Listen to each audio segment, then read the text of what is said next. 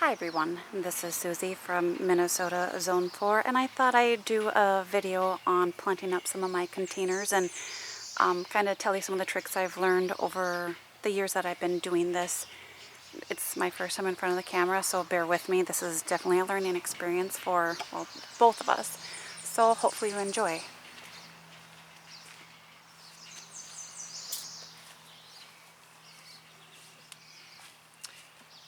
Okay, so first thing you want to do is buy a good bag of potting soil, planting mix, anything like that for your containers, anything that's loose.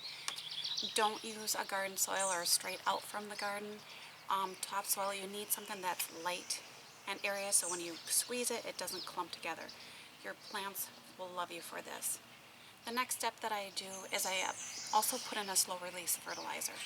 Sometimes I forget this step right away, so once I have it planted, I kind of just sprinkle it in there and then scratch it in. It will not burn your plants. Right now I'm using a brand called Osmocote. You can use whatever you have. Also with planting, I have like little cue cards down here. You need to figure out where you're going to be putting this container. If it's going to be in a full sun, part sun, shady spot, make sure you pick plants that have the similar needs and similar watering.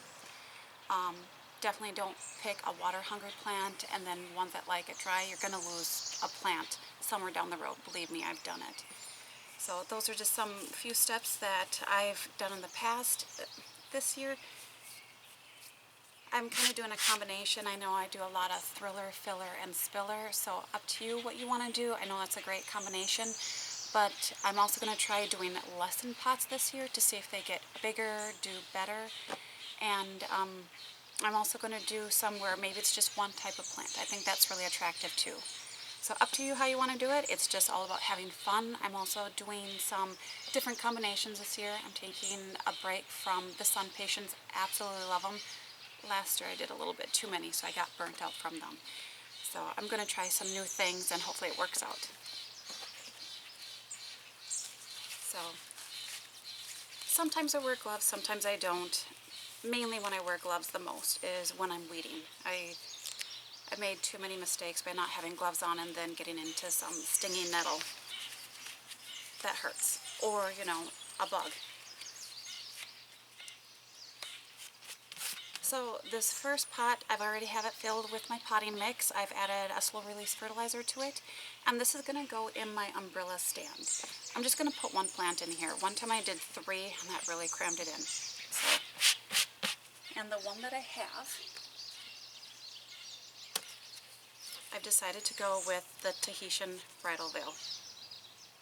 And it says medium light. This does good in partial sun, shade. It's a performer. I just squeeze the container and sometimes the roots are coming through. That I'll just kind of take out. I don't really tease the root ball or root memory. They're pretty aggressive growers. I do that more with perennials and shrubs than with annuals. I make sure that it's planted at the same depth that it was in the container. I definitely don't want to cover the crown of the plant. So I just have to dig a little bit more.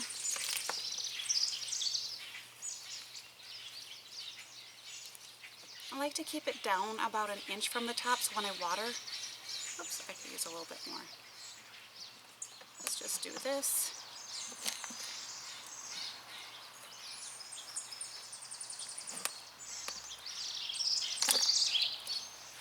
I make a mess, but that's also why I'm on the grass here, so whatever soil falls in can just stay in the grass. Let me just stand up for this.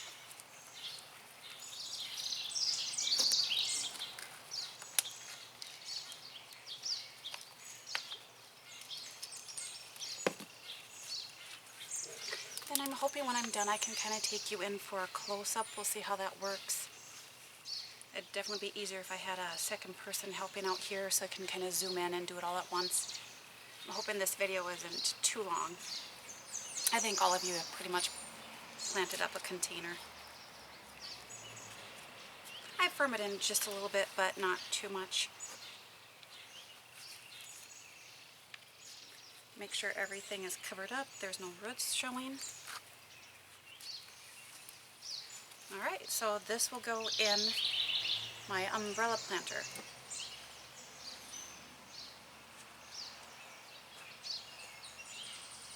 Let's see, next one I'm going to do here is I'm going to do a Susie Yellow Black-Eyed Susan vine. So it's sun to part shade, and it's going to be in a full sun spot. And I'm just going to do one in this planter here.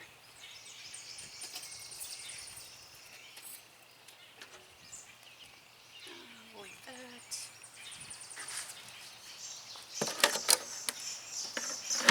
Normally I just plant this in the spot that it was going to be in. It'll be a little easier.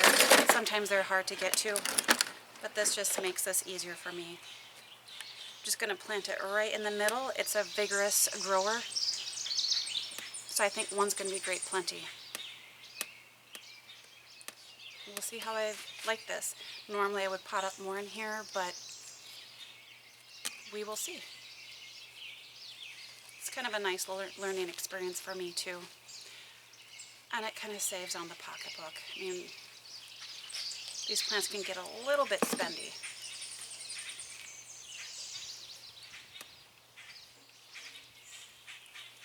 Right.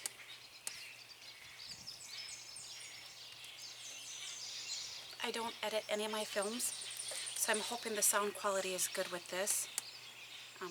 At least it's not a really windy day today, but I figured the birds in the background would be kind of nice. I know a lot of people put music with it, but again, uploading a video that's 30 minutes long takes about 2 hours, so it's a process.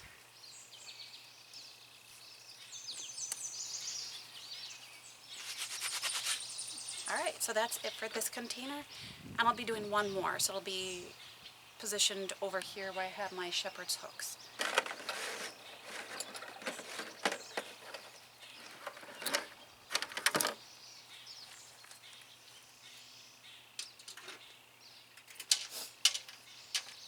Okay, so for my next one,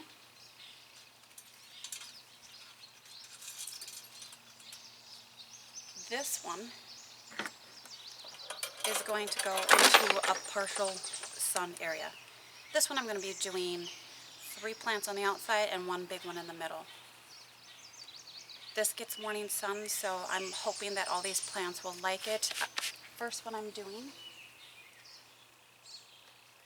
it is called Diamond Mountain Euphorbia, and it's by Proven Winners. This one gets 24 to 36 inches tall. It says full to part sun, but I have done this in a shadier location and it's done really nice. And I decided to go with something white because it is going into an area where it's backed by a pine tree. And I need something that's going to pop. Last year I did dark foliage and you couldn't see it. So that was my fault. So always know where you're going to be placing your plants too, so you can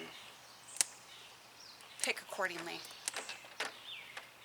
And since this is going to be viewed from all sides, I'm just going to do one in the middle, and the outside it's going to be all the same.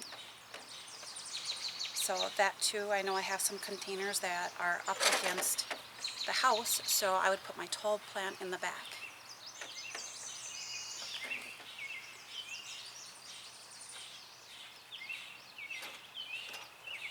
I have the soil pretty full in here, so I just shift it around. I can always take some out and add as needed.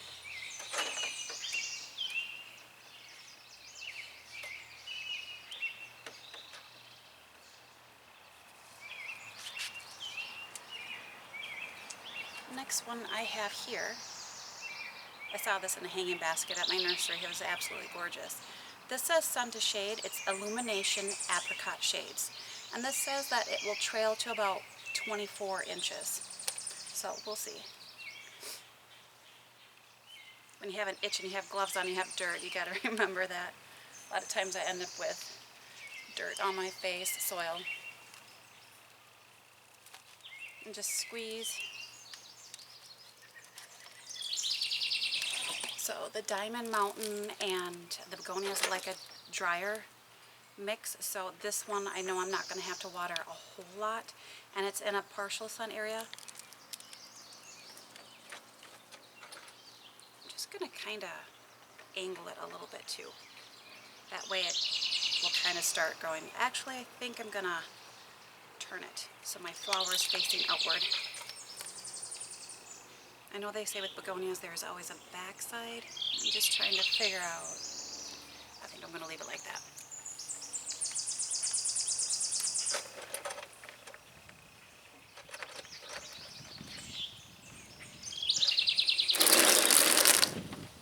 And I have 3 going in here, so I'm just kind of eyeballing. I'm going to do kind of like a triangle with it. Hopefully it fills in.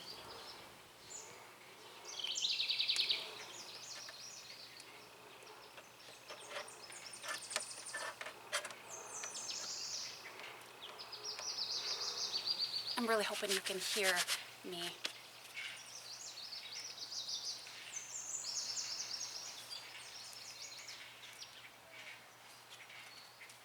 Just pick off anything that's dead, throw it in the lawn. It'll all compost or the lawnmower will get it.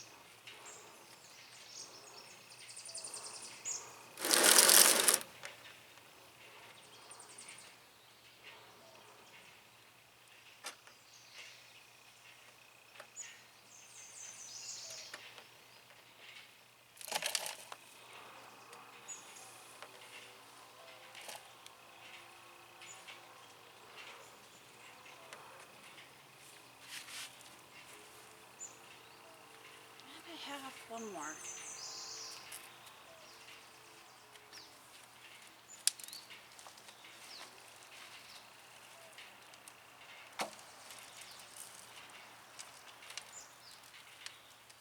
And again, I don't really tease the root balls a little bit. I did that with the Black-Eyed Susan because that one was really wrapping at the bottom. It is a vigorous grower, so I have high hopes that it's going to do good.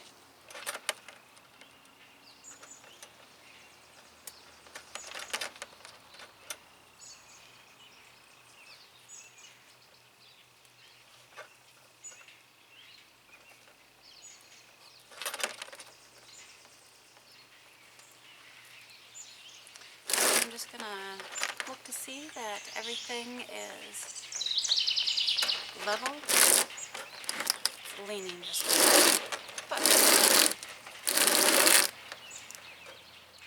think that looks pretty good. The nice thing is once I water it, things should settle a bit more, and then I can add some more soil as that happens. My basket is kind of popping out there. And then with these, I'm not going to water them until I get them in the spot that I'm going to put them in, because otherwise they just get too heavy. Alright, so I'm going to take off my gloves.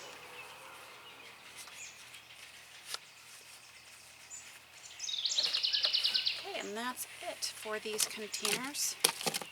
I have a bunch more. I'm not going to show you all of them. I decided to just show you a few, just to give you a little tips that I've learned along the way.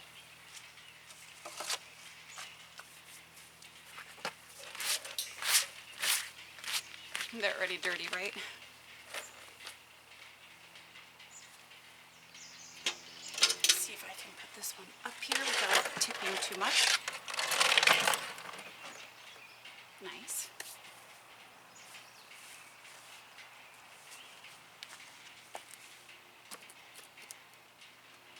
Okay, I will give you a closer view. This might get a little jerky here, so bear with me.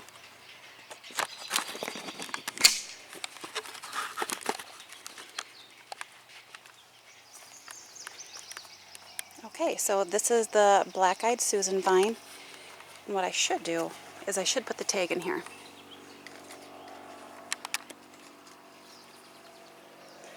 So if you can see that, let me get my hand out of the way. This is a yellow with eye. This also just kind of lets me know if I like them and if I don't, what to plant next year, what to not plant. Sorry, I'm bending down, not quite in view. So this is the Tahitian bridal veil. I stick them way down so they're not quite so obvious.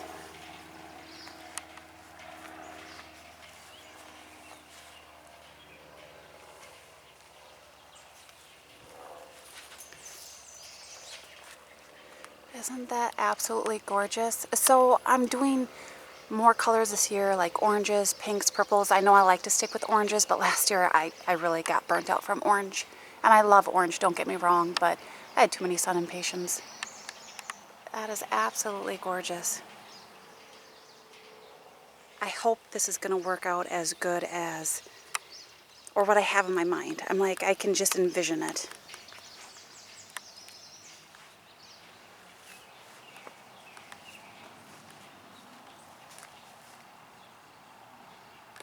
Okay, so that one is Illumination Apricot Shades.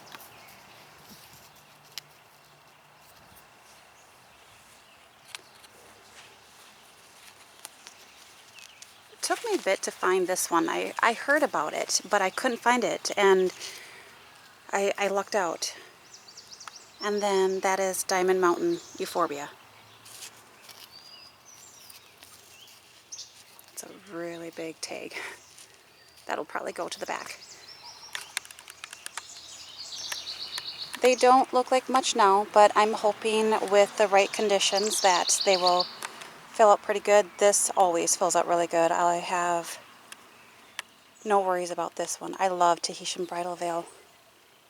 So hopefully you enjoyed this video and you picked up something from it, some learning techniques, but it's new, so hopefully you enjoyed, and bye for now.